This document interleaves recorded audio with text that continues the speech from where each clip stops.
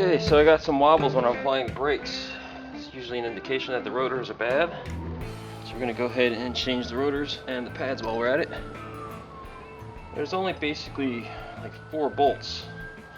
2 that hold on the bracket, 21 mil here and here. We're going to take that off. That'll take the bracket and the caliper off. There's 2 more smaller bolts here and here that just remove the caliper. So if you're just doing the brakes, you just remove these. Since we're doing the rotors, we're going to remove this whole assembly. We're going to go with the big 21 mil bolts. Remove that whole thing. I'm just going to make sure I can crack open these bolts. Shouldn't be a problem, but make sure we get everything loose. Oh, it's tightened.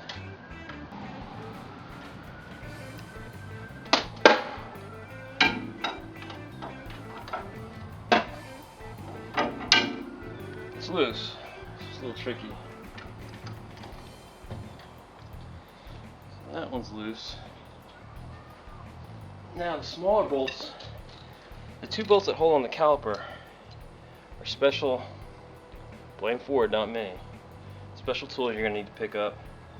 The T45. It's kind of a star, 6-pointed star. But you need this. Top one, that's loose. Bottom one, that's loose. Now there's rubber boots on these 2 bolts that are holding on the caliper. You don't want to destroy those. You're going to want to push them back past the head, or it just seems to take forever to unscrew it because it doesn't really want to come out. But if you pull that boot back a little bit and then unscrew it, you'll be fine. There's 1 bolt. And then you can unclip these too so you have a little more room once you get this caliper loose.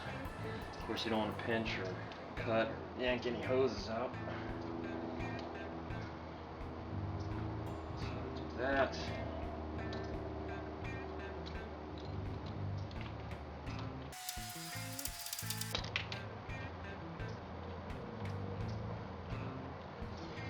Second bolt, and you can see that's a star head.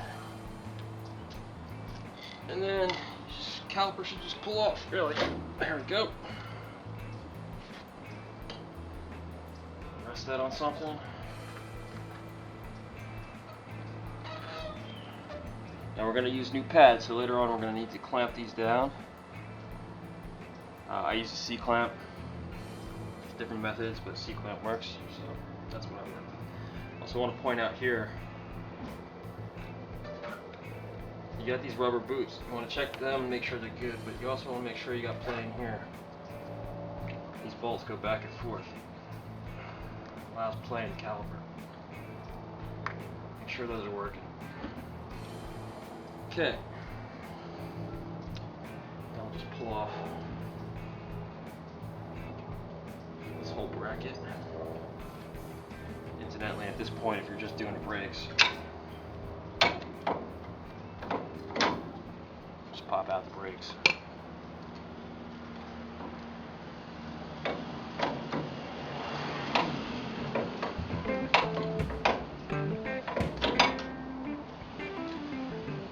These brakes are still alright. Got some life left in them, as you can see by the wear indicator.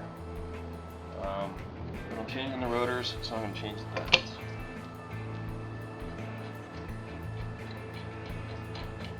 You don't want to use the old pad and then screw up your brand new rotors.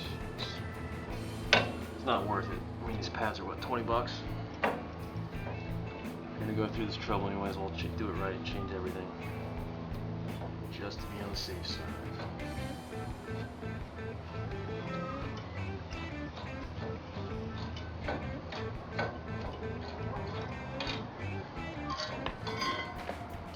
Alright, so here's your bracket.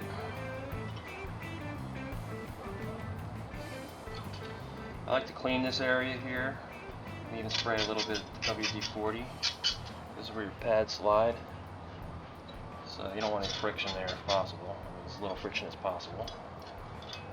So I'll clean that up. Now,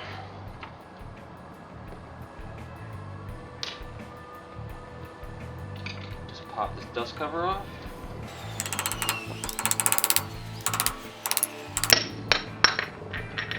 Just like that. Okay, so once you get this dust cover off, got a little cotter pin here. Straighten that out. We'll try and save it. Just reuse it. As long as you don't break it, it should be fine.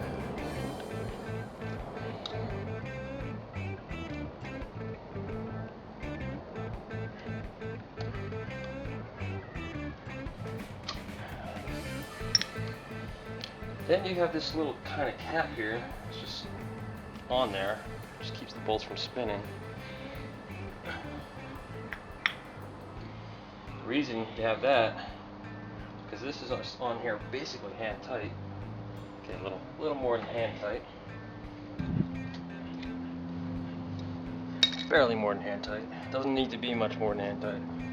In fact, it can just be hand tight. In fact, it probably should be hand tight. Pull that off. Next, you're going to have a washer. You can't see it, but it is square, so it can only really go on one way. Can't screw that up. And then you start making a real mess. And you do want gloves for this. I'm doing it without gloves because I don't feel like going to the store right now and getting some more gloves. But this is where we get to get all messy. Let this drop on your foot because it's not held in there really by anything. Got your bearings. You want to have a look at it. Make sure there's no burn marks. Make sure everything's moving. Make sure it's not warped or crushed. Looks pretty good. Now this will just slide off. And we're going to need to get the other bearing out. Now there's a seal, a little rubber seal here. Alright, so this is the inside. You have a rubber seal that's attached to a metal seal kind of gasket. And there's another bearing inside here that we need to pull out. So basically we're just going to flip this over.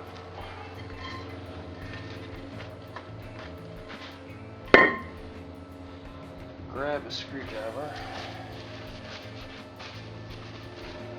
We're going to tap this thing out.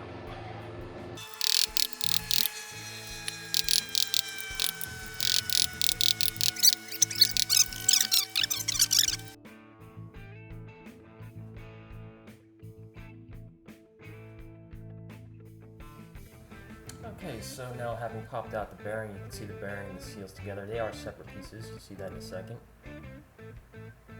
At this point, we're ready to put everything back together. We just want to grease everything up, so we're going to go ahead and grease the bearings. We're going to pack the bearings with the grease. It's basically just taking globs of grease and pressing it into the bearings and coating it real good, getting as much in there as you can.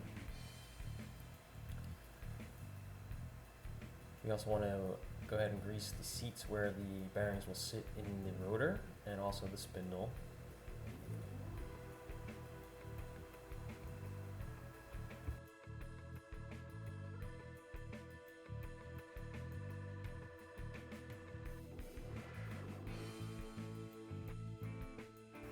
Now that everything's well greased, we can go ahead and slip in the inside bearing and then the inside seal, which we will tap down with a hammer to make sure it's fully seated in the hub.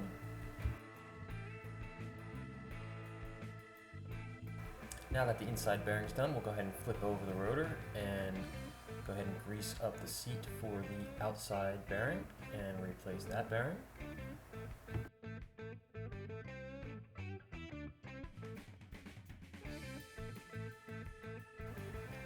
As a side note, for you that have ABS brakes, you may have intermittent problems like I did with my ABS light coming on. So with the rotor off, you can get to the ABS sensor, which is magnetic. I found some rust particles just attached to it, which I think might have been the problem. So I'm just cleaning that off here.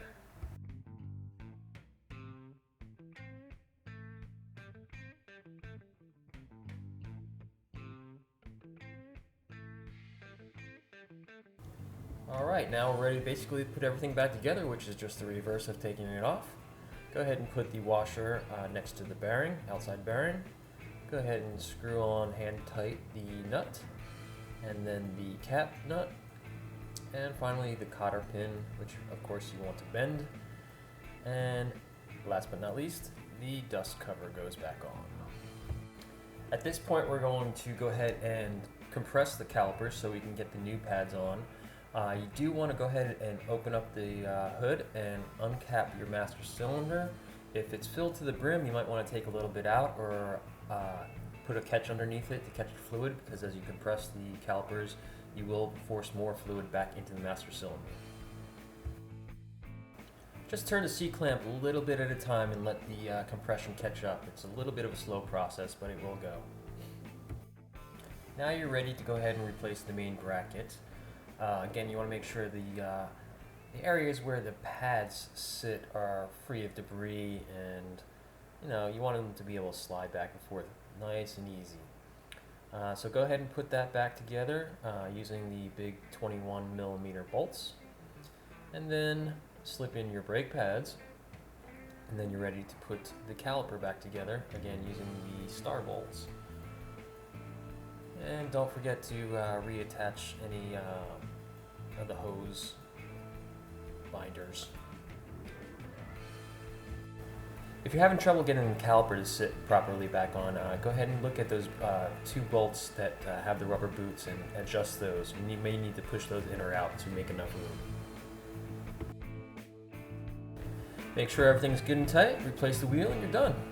That's it, folks. Not too hard of a job, a little bit messy, but hey, you can do it. Happy trails.